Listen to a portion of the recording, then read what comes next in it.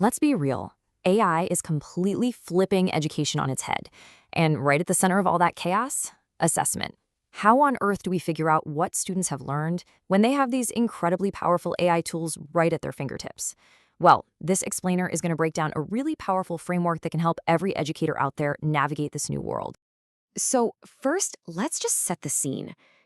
Generative AI wasn't some minor software update.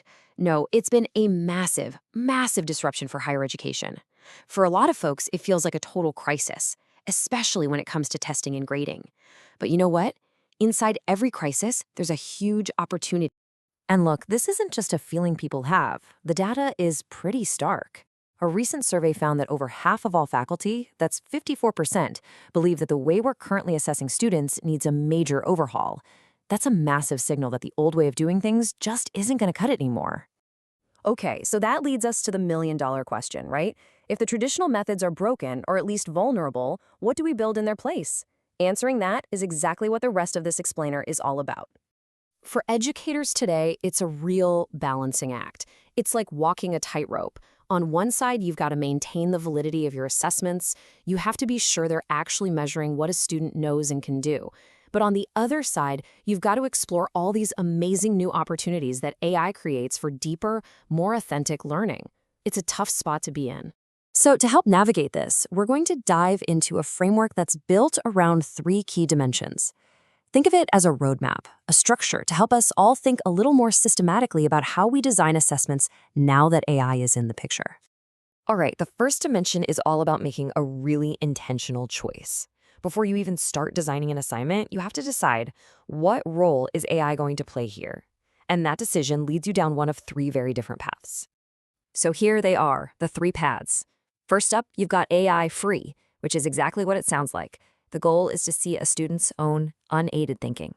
Then there's AI assisted, where AI is allowed as a limited supportive tool.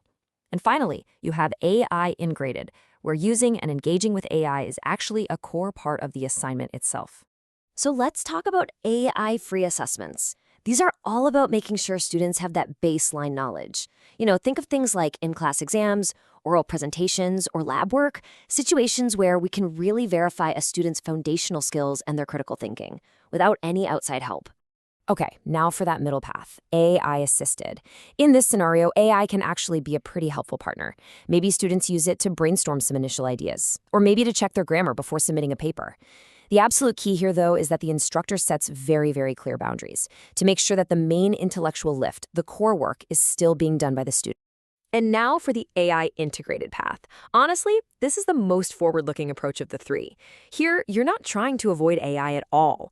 In fact, the assessment is designed to test a student's ability to use it. Can they prompt it effectively? Can they evaluate its output? Can they apply it ethically within their specific field? That's the skill being tested. Okay, this next part is super important. No matter which of those three paths you choose, whether it's free, assisted, or integrated, there's a new design principle that applies to all of them. And that principle is AI resilience. It's all about making your assessments valid and reliable by design, not just by luck. What this means is that real AI resilience isn't about trying to police students or relying on some detection software that may or may not work. No, it's about a fundamental structural redesign of the assignments themselves. The goal is to make it much harder to just outsource the core learning to an AI in the first place. So how do we actually build this resilience in? Well, here are 4 really practical strategies.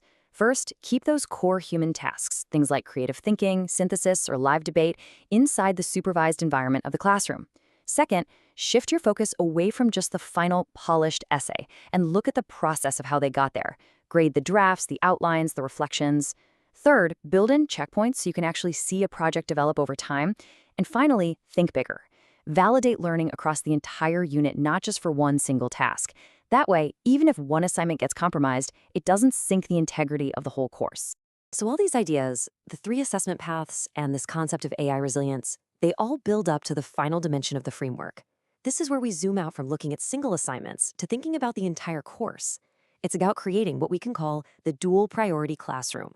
The whole idea here is to balance 2 absolutely essential goals. Priority number 1 is assuring human competency. Those foundational skills a student just needs to have on their own. But equally important is priority number 2, developing the skills for human-AI collaboration. Why? because that's what the modern workplace is going to demand from them. And the key takeaway here is that it's not a choice. You don't pick one priority or the other. An effective curriculum in this new AI era has to be intentionally designed to support both of them. It's about creating a balanced portfolio of different types of assessments across an entire semester. Okay, so what does this actually look like in the real world? Well, a course might kick off with an AI-free quiz to make sure everyone has the baseline knowledge. Then you might move to some AI-assisted and AI-integrated projects in the middle of the semester. And then you could wrap it all up with a supervised final exam. You see, it's a strategic blend across the whole course. Ultimately, adapting to AI is about so much more than just trying to prevent cheating. It's about fundamentally rethinking what we're preparing our students for. This framework gives us a really clear path forward, but it leaves us all with a final, really important question. How will you prepare your students for a future where AI isn't just a tool they use, but a colleague they work with every single day?